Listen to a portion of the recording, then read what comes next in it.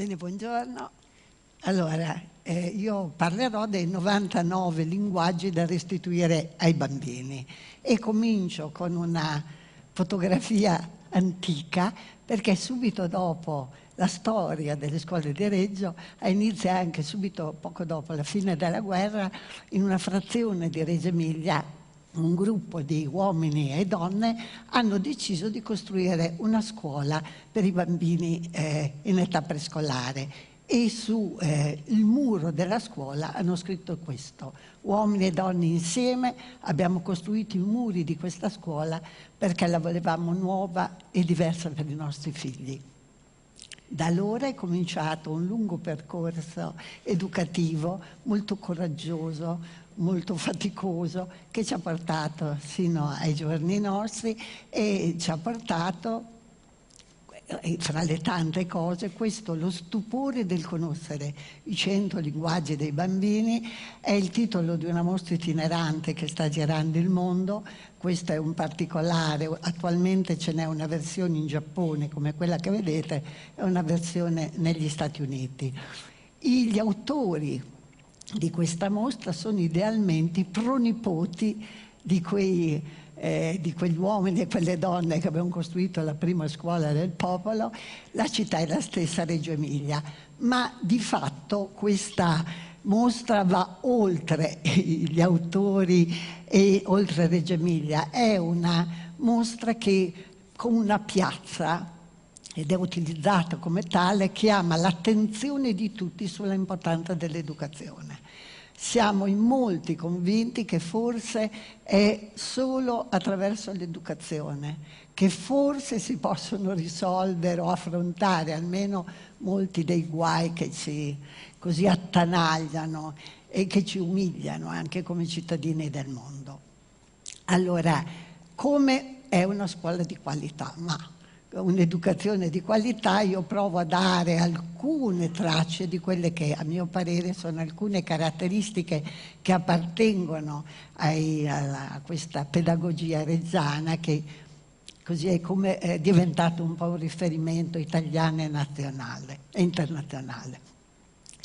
Ad esempio, alla fine del 1960, il direttore di allora dei nidi delle scuole, Loris Malaguzzi, fece una scelta rivoluzionaria, allora come oggi, di mettere all'interno di ogni nido e scuola un atelier e una figura con formazione artistica. Questo è un atelier storico, è uno dei primi. Non è che bisogna pensare che questa figura fosse stata messa dentro per fare tanti bei lavori e lavoretti con i bambini, né si pensasse a una scuola d'arte. Di fatto la presenza dell'atelier ha modificato molte cose nella cultura prescolare e non solo. Ad esempio, credo che una delle prime cose che si vede subito ha portato a dare molta importanza all'ambiente della scuola. Allora, noi siamo convinti che oltre al diritto di avere una scuola e che ci sia, debba essere una scuola bella e curata. Questo vale curata per i bimbi, per le insegnanti, per le famiglie, dove si ritorna con desiderio tutti i giorni. E questo è un orientamento che dalle prime scuole come questa a quelle attuali continua a sussistere. Attenzione a non confondere il lusso con la cura. La cura è un atteggiamento che dopo si espande, almeno speriamo, anche fuori da quello che è l'ambiente scolastico. È chiaro che l'atelierista ha portato questa figura chiamata atelierista, un nome un po' buffo, ma va bene, ha portato, oltre che far entrare molte tecniche, molti materiali, ha portato soprattutto un pensiero, che è quello col quale insisterò oggi, che è quello di il diritto e le competenze, il bisogno che ha il bambino, ma l'essere umano, i genitori, di esprimersi con più linguaggi, 100, 1000. e non solo col linguaggio verbale, dove la razionalità e l'immaginazione viaggiano insieme. Noi pensiamo che i linguaggi poetici, così poco nominati nell'ambiente scolastico, i linguaggi poetici abbiano questa capacità di dare molteplicità ai linguaggi. Crediamo che posti all'interno della scuola, non dell'educazione scolastica, non come una cosa bella ma a parte, ma come parte integrante del curriculum, in questo caso scolastico, contribuiscono alla costruzione di una conoscenza più ricca, più completa. Questa è bisogna che mi avvicini, altrimenti non ci vedo, una poesia, sono alcune frasi solo di una poesia di Loris Malaguzzi, che è diventata una specie di manifesto culturale internazionale per tutti quelli che si riferiscono un po', hanno come riferimento le scuole di Reggio, che dice: il bambino ha 100 lingue, 100 mani, 100 pensieri, 100 modi di pensare. La scuola e la cultura gli separano la testa dal corpo, gli dicono di pensare senza mani, di fare senza testa, di ascoltare e di non parlare, di capire senza allegrie. Credo davvero che uno dei mali della nostra anche cultura, in generale, non solo quella scolastica, è quella di separare, tagliare a fette, sia il bambino che l'uomo e la donna, che il sapere.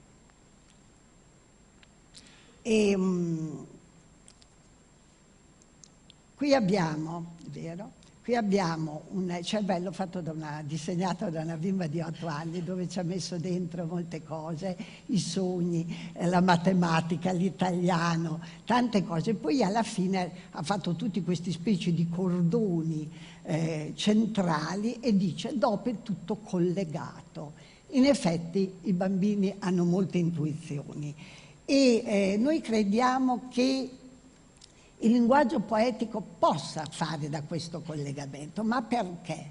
Perché come struttura stessa che non separa ma proprio mette insieme l'immaginazione col cognitivo, l'emozione con la razionalità, l'empatia con le indagini approfondite, ha come base l'accensione di tutti i nostri sensi, le nostre percezioni, e questo messa allerta delle percezioni in qualche modo ci mettono in una relazione intensa con ciò che abbiamo attorno, e questo crea due elementi importanti, tanto solidarietà e partecipazione, che sono le basi della democrazia, e allontana l'indifferenza, che è uno dei mali peggiori.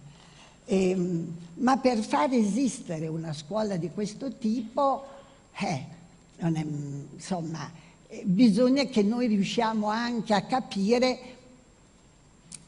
il tipo le strategie dei bimbi e dei ragazzi che abbiamo di fronte, le dobbiamo conoscere.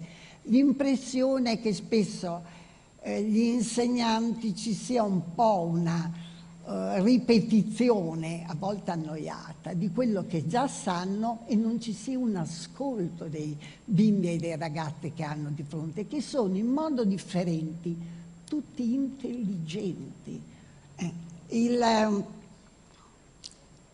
Forse dobbiamo imparare anche dai bimbi piccoli, che sanno sempre interrogare il mondo con molta curiosità, molto stupore. Questa bimba sembra un punto interrogativo, e si guardano, lei e la lumaca, in qualche modo. Allora volevo farvi vedere due piccolissime mini storie che in qualche modo fanno capire un po' alcune cose, forse, spero. Qui abbiamo due bambine di circa 5 anni, alle quali è stato proposto di disegnare se stesse con la propria ombra.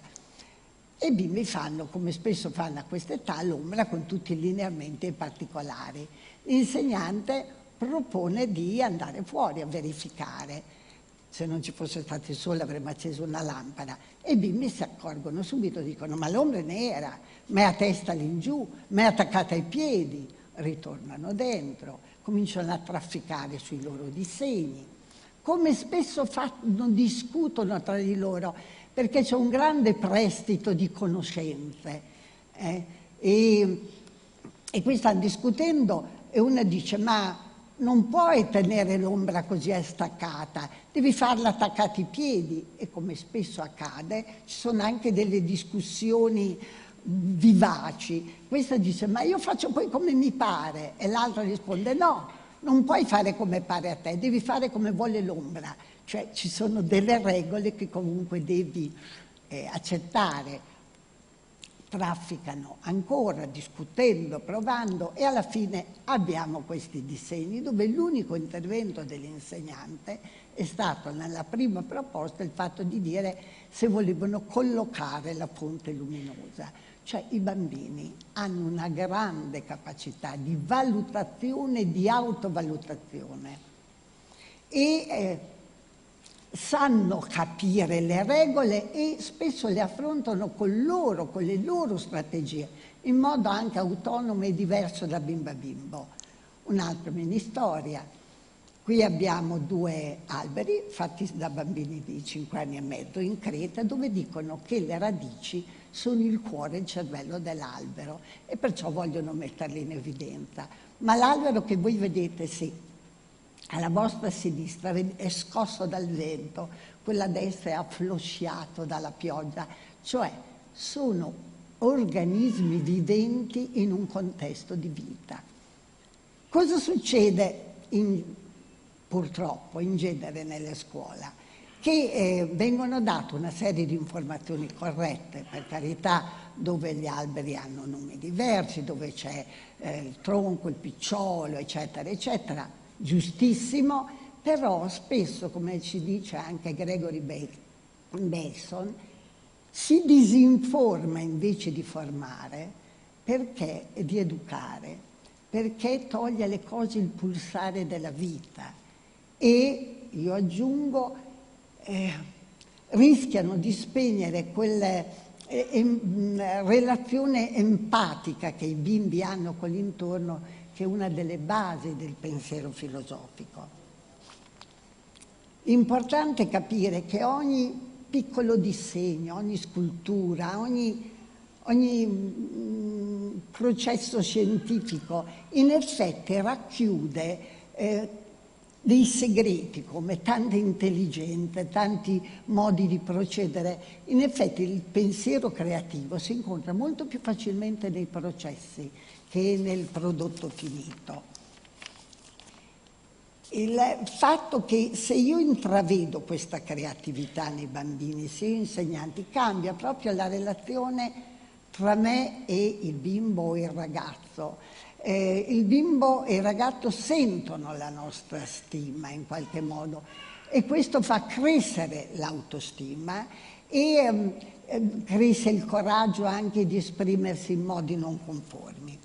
E un'altra cosa che circola spesso è che si dice è importante per il presente e per il futuro è, qui avevo prima, stavo andando troppo avanti, prima io parlavo del fatto di come cognitività e immaginazione viaggiano insieme, e viaggiano spesso. Quegli alberi che vedevamo prima, qui quando il bambino lavora con la creta fa spesso dei tronchi molto fragili che tendono a cadere. Anche qui un insegnante interviene e dà la tecnica per far diventare robusti gli alberi, che non fa mica male, per carità. Ma se io stimo i bambini, se io so aspettare che loro si accorgano dei problemi, prima di dare la risposta, forse è bene aspettare anche la domanda delle volte. Comunque, e non intervengo e attendo, guardate le soluzioni date per far stare dritti questi alberi in una sezione di 26 bambini. che sono delle vere e proprie intelligenze ingegneristiche in qualche modo. Perciò prima di tutto è fidarsi delle intelligenze che abbiamo di fronte. Dicevo prima che è una intelligenza collettiva, perché ci sono tutti questi prestiti di conoscenza che sono preziosi, e in effetti noi lavoriamo spesso in gruppo, che è uno degli elementi che viene visto come importante anche per, ripeto, il presente e il futuro, e i bambini imparano a lavorare insieme da piccoli, perché non basta mettere delle persone vicine perché diventino un gruppo di apprendimento. Su questa cosa, per esempio su questo argomento, abbiamo fatto una ricerca interessante con l'Università di Harvard, Project Zero. E noi cosa facciamo? Annotiamo, insegnanti, pedagogisti, atelieristi, annotiamo per quello che riusciamo, osserviamo, documentiamo quelli che sono i processi dei bambini per capire di più come sono e perciò affiancarli e fargli delle proposte più vicine al loro modo di pensare. E allora loro si concentrano anche di più. Sforzo e piacere possono coesistere, coesistono. Ed è anche bene imparare a goderne da piccoli e da grandi. Allora, centinaia di testimonianze, come vi ho brevemente accennato prima, poi noi le discutiamo anche con le famiglie, perché anche loro imparino a conoscere meglio il proprio bimbo e i bimbi in generale. E senza la partecipazione delle famiglie non si può parlare di un processo educativo completo, anche perché l'educazione è un bene pubblico troppo importante perché sia racchiuso dentro a delle parti solo.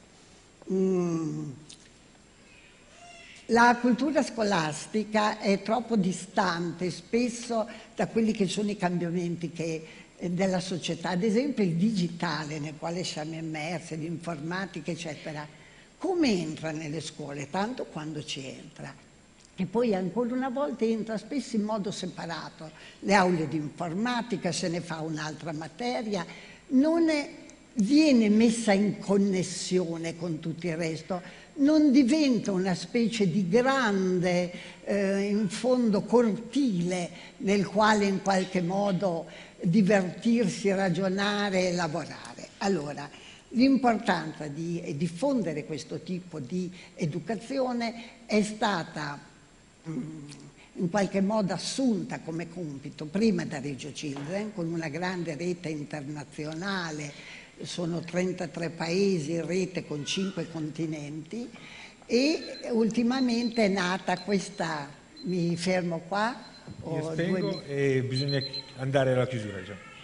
Ho un minuto? Un minuto. Perfetto. Allora, niente, è sorto il centro Malaguzzi, che è una specie di sede sorto proprio per unire tutte queste energie, che ha dentro tutta una serie di possibilità nel quale questa rete internazionale si trova, atelier di vario tipo, discussioni, eccetera, su argomenti diversi. Ecco, io finisco con questa riflessione dove io credo che l'obiettivo sia proprio la ricerca e l'individuazione della bellezza accostata all'etica proprio come base indispensabile di quel futuro sostenibile del quale tutti parlano ma che si fa così fatica ad attuare, ed è solo con un cuore intelligente, secondo me, che ci si riesce, dove occorre capacità visionaria, coraggio, caparbietà, che è quello che ci unisse